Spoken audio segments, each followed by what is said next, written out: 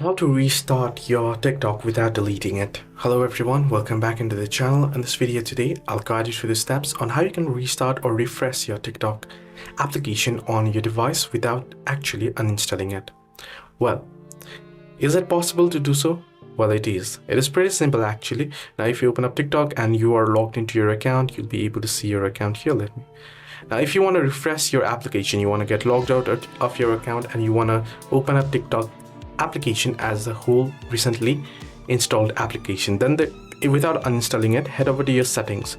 Once on settings, head over to the apps option. Once you're on the apps, you want to look in for the TikTok application. Let me just search for it right away and open up TikTok. Scroll down and head into storage and you'll find the option that says clear data. Tap on clear data and you can see it says all of this application's data will be deleted permanently. This includes all files, settings, accounts, databases, etc. Tap on delete and your app will be as new as just installed, and you'll have to log in back to your account again. Nothing will be saved there. Every data will be removed.